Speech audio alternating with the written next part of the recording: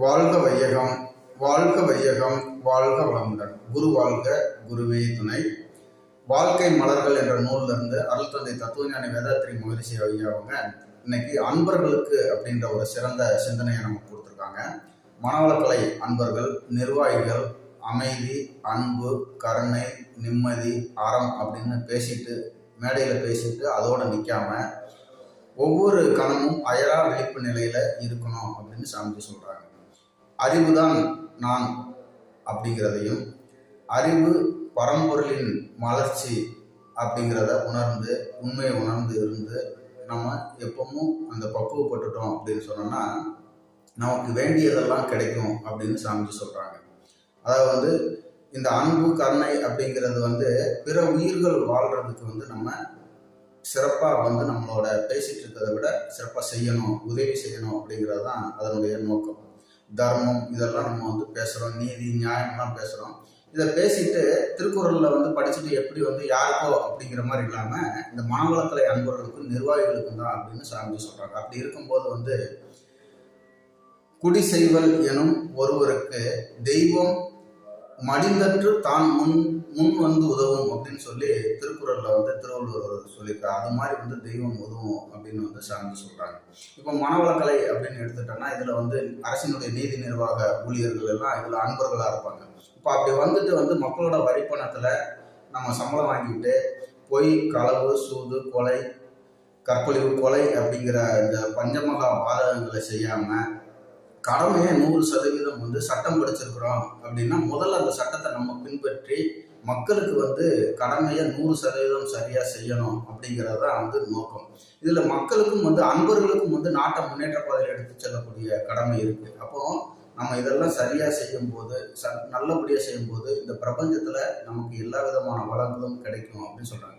அப்போ இந்த அளவுகளை வச்சுட்டு இப்போதான் இந்த அளவுல தான் எனக்கு கிடைச்சா, இப்போதான் கிடைச்சா, இந்த டயத்தில் கிடைச்சாதான் அப்படின்னு சொல்லி தன்முனைப்பு இயலாமல் அதில் மாட்டிக்கலாமல் இருக்கணும் அப்படின்னு சாமிஜி சொல்கிறாங்க. ஆனால் அதுக்காண்டி இன்னைக்கு தொடங்கிட்டோம் அப்படின்னா ஏற்கனவே செஞ்ச செயலுக்கு நமக்கு கிடைக்காதுன்னா அதுக்கு உண்டான விளைவு உண்டு.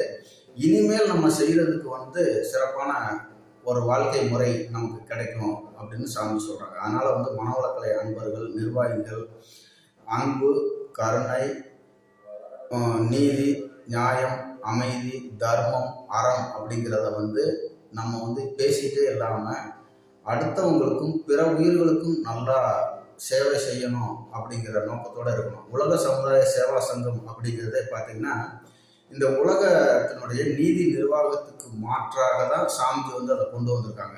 அப்போ இந்த அன்பு, கருணை, தர்மம் அப்படின்னு சொன்னோன்னா இப்போ நம்ம யார் என்ன செஞ்சாலும் அதை அப்படியே போகணும்னு சொல்ல, செய்ய வேண்டியதை செய்யாமல் இருப்பதும் செய்யக்கூடாததை செய்வதும் குற்றம் அப்படின்னு சொல்லி பாரத் நீதி சட்டத்தில் சொல்லப்பட்டிருக்கு. அதே தான் இயமும் நியமங்களையும் சொல்லப்பட்டிருக்கு.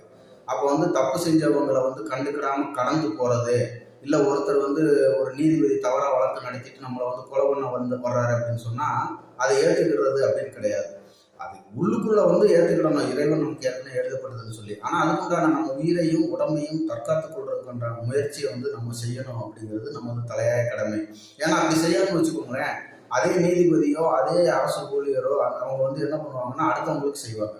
இப்போ பார்த்தீங்கன்னா நிறைய இடத்துல பார்த்தீங்கன்னா ஒரு நீதிபதியே பெண்கள் ரயில் பயணத்தில் இருக்கையில் சிறுநீர் கழிக்கிறதும், ஒரு உயர்ந்த ஸ்தானத்தில் ஒரு நீதிபதி 100 கோடி ரூபாய்க்கு மேலே பணத்தை பதுக்கி மக்கள் பணத்தை பதுக்கி பொருளாதாரத்தை தடை ஏற்படுத்துறதும், ஒரு உயர்ந்த ஒரு காவல் அலுவலரை சட்டவிரோதமாக கைது செய்வது, இதெல்லாம் நம்ம நியூஸில் பார்த்துருக்கோம். இதெல்லாம் ஒரு நீதிபதி செய்யக்கூடிய செயல் கிடையாது.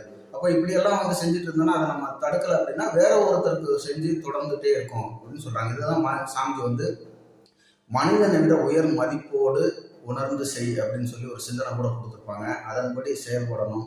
அது மனவளக்கலை அன்பர்களாக இருக்கிறவங்க முதல்ல இதை பின்பற்றணும். இதில் இருக்கிற மனவளக்கலையில் இருக்கிற நீதிபதிகள் இவங்கெல்லாம் 100% உங்கள் துறையிலேயே உள்ள குற்றம் செஞ்சவங்களை கண்டு பாரத் குடிமக்கள் பாதுகாப்பு சட்டத்தில் 33 கீழ் முதல்ல நீங்களே தன்மையாக நடவடிக்கை எடுக்கிறதுக்கு உங்களுக்கு அதிகாரம் இருக்குது. இல்லைன்னா உரிய அதிகார மையங்களுக்கு சொல்லி அந்த மாதிரி குற்றங்களை தடுத்து மனவளக்கலை அன்பர்களாக உள்ள நீதிபதிகள் முதல்ல நம்மளோட துறையை தூய்மைப்படுத்தணும்.